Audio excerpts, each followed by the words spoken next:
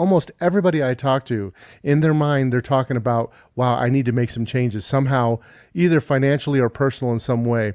And a lot of times when you have big change that is happening, like we're seeing right now, we're having a lot of change politically and socially, economic, we have lots of inflation, things like that. All of that rolls up together into periods of time when really the collective, really humanity is in need of making changes.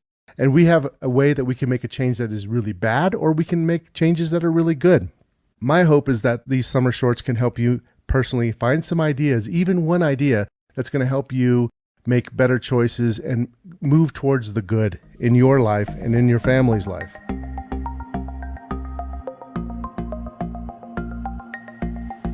Welcome to the Market Call Show, where we discuss what's happening in the markets and the impact on your investments. Tune in every Thursday on Apple Podcast, Google Play, Spotify, or wherever you listen to podcasts. Welcome to the Market Call Show. This is Llanes. I am the founder of WealthNet Investments. Today we have an interesting topic and I'm really excited about diving in, so let's get going. Welcome to the Market Call Show. This is Llanes. This is the summer short number 5, the final summer short in a series that I've been doing. If you haven't been listening into these, I recommend going back and listening to the last and the prior summer shorts. So I talked a lot about different ways that you can expand your personal economy, because a lot of people are focused on the overall economy. And my point was there are some specific ways that you could expand on your own personal economy and create better results when there's a lot of chaos that's going around you. And so I had a lot of different topics I went over. In episode number 1, I talked about how to filter the noise and how finding truth really matters. Was in episode number 2. Episode number 3 was talking about recognizing emotions of yourself and others, and really the overall economy, how the overall economy has an emotional element to it and how it could mislead you and ways to avoid problems with that. Episode number 4, I talk about defining your personal economy, and I talk about 7 specific steps to do to help you make better choices. And now I'm going to be talking about expanding beyond your current economy, expanding your personal finances in a way that is going to help you thrive regardless of what happens. A lot of people, almost everybody I talk to, in their mind, they're talking about, wow, I need to make some changes somehow, either financially or personal in some way. And a lot of times when you have big change that is happening, like we're seeing right now, we're having a lot of change politically and socially, economic, we have lots of inflation, things like that. All of that rolls up together into periods of time when really the collective, really humanity is in need of making changes. And we have a way that we can make a change that is really bad, or we can make changes that are really good. My hope is that these summer shorts can help you personally find some ideas, even one idea that's going to help you make better choices and move towards the good in your life and in your family's life. So expanding your personal economy has to do with solving problems, really. I love the quote. Albert Einstein said something that was really interesting. He said, "We can't solve problems by using the same kind of thinking we used when we created the problem." So we're in that scenario right now where we collectively have created many problems for ourselves, and now we need to change the way we're thinking. The current way that we're thinking, whether it be about politics or our current financial situation or about our kids or about anything in our personal life, if we're having some issues and something is making us experience negativity in any way, chances are we've got to change our thinking. We need to, the cliche, think outside the box. Well, I like to think of it more of being beyond your current economy. So thinking beyond what is happening right now requires you to think differently. John F. Kennedy, he had a really famous speech where he said the word crisis in Chinese is really a combination of 2 words, one meaning danger and the other meaning opportunity. Well, it's not 100% true. If you look at the etymology of that, it really breaks down to a combination of the word dangerous and then a change point.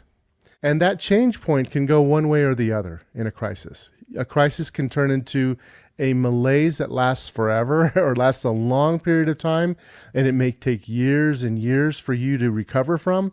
or you can be resilient and you can change and go into a new opportunity that actually expands you beyond your prior high point in whatever you're measuring.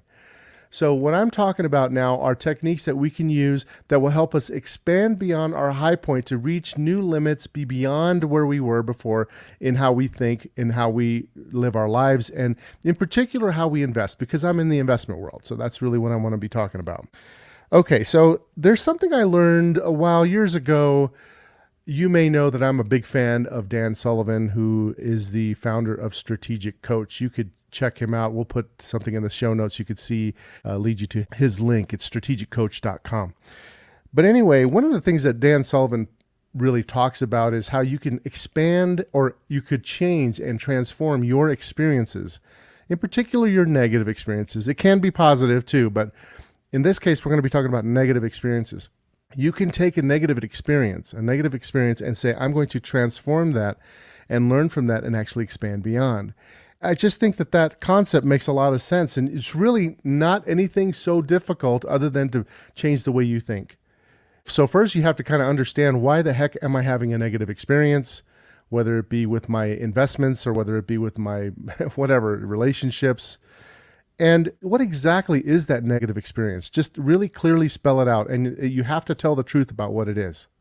Once you've done that, now you can say, okay, what's working right now? Because really, inevitably, almost always, there's something working well in that realm of that experience that you're dealing with, that situation that you're having.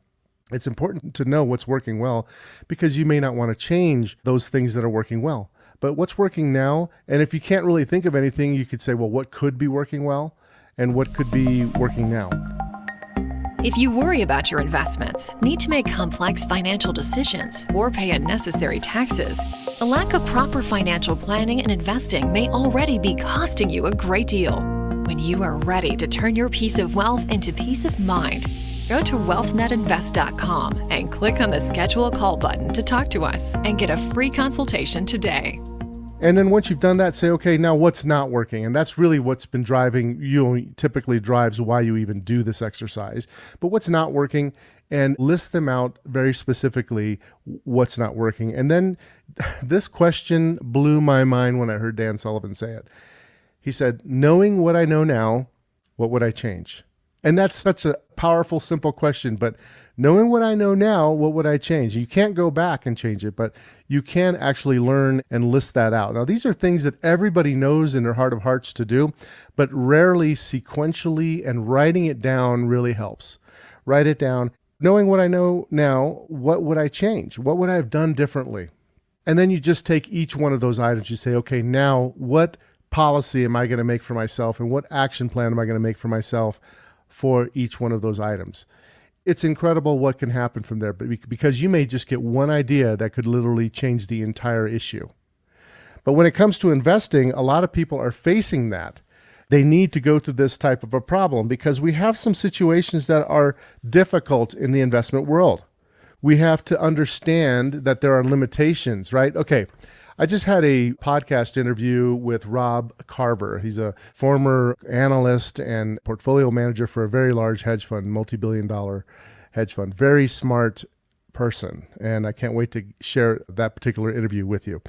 But anyway, when we were having that conversation, I was asking him about the problem of the 60-40 portfolio, meaning most people out there in the marketplace have portfolios, retirement accounts, et cetera, that have 60% bond, 40% stock, or 60% stock, 40% bond, and or something like that. And maybe they have some diversification in other types of assets.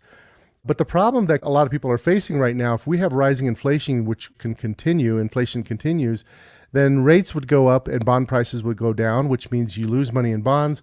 And if stock prices are really high and in their valuation because they've just gone up a lot, then stocks could go down. So you're not going to get diversification by having 60-40. All assets could go down. And this is a challenge that many people are facing. You have to think beyond the current situation. And we started talking about various things, ways that you could deal with that, because a lot of people have limitations. Now, there are certain limitations that people have that are real and some that are false. So it's important to understand what limitations you really have. So from the real limitation standpoint, many people have retirement accounts where they cannot short. It's just a regulatory thing. You cannot short in, basically, you can't directly short in a retirement account. You may not be able to use margin to do certain types of strategies that do well in this type of environment. So there's some issues with that. Maybe you don't have access to certain types of instruments that could be doing well, like long, short, managed futures, things like that, which tend to really help out in periods like we are experiencing today. So you have to understand, if you're in that situation, there's certain things to do. Like, for example, you could tactically have tactical movements between stocks and bonds. There's evidence that could really help you. You could be more diversified within stocks and bonds rather than being market cap weighted, which most people are mostly market cap weighted. It's just the way it is. You could maximize your diversification by having much more broadness in your opportunities that you're willing to look at. And you could invest in long, short global macro funds rather than doing them directly yourself that can go anywhere. Stocks, bonds, commodities, currencies, long, short, around the world. And maybe you could invest in individual stocks rather than funds so you can have less homogeneous returns and be more focused in the areas that are doing well, especially during an inflation environment. So all of these things are ideas of going beyond your current state to do better. And I think this is just one example. And I think this concept is affecting a lot of areas of people's lives. This way of thinking can really help people think and go beyond the current situation and become a winner in times that are chaotic around us. So I wanted to mention also, I'm going to actually be talking about specific ways to think beyond your investment strategy. I'm going to be on the Money Show in August. And I believe they're going to actually do that one on Zoom. Normally they do them live, but I think because of various constraints with politics regarding COVID, it's not going to be out there. So I think it's going to be a Zoom. But anyhow, I'm going to be talking about making money in times of inflation, which a lot of different ways that you can preserve your capital and not lose a lot, like which many people may. So during times of inflation, we have high valuations, et cetera, et cetera. You can have active management. I'm going to uncover some active management strategies that can increase potential returns during these times. I bring that up because I want to be able to help people as much as possible in this environment. And that's why I have these summer shorts, because I think that it's important for us to think beyond the media and to start finding truth ourselves. And many of you are already doing lots of these things. I think it's just a good reminder. Anyway, I hope you enjoyed the summer shorts. I enjoyed making it, and I look forward to talking to you guys later. Have a great summer and enjoy yourself. Talk to you later. For the latest episode of the Market Call Show, make sure to like, subscribe, and follow us on Facebook, Twitter, and YouTube. Go to marketcallshow.com for all our past episodes and sign up to get alerts for new episodes. If you enjoyed the content of this episode, please leave us a 5-star review and comments. The information in this podcast is informational and general in nature and does not take into consideration the listener's personal circumstances. Therefore, it is not intended to be a substitute for specific, individualized financial, legal, or tax advice. To determine which strategies or investments may be suitable for you, consult the appropriate qualified professional prior to making a final decision. WealthNet Investments is a registered investment advisor. Advisory services are only offered to clients or prospective clients where WealthNet Investments and its representatives are properly licensed or exempt from licensure.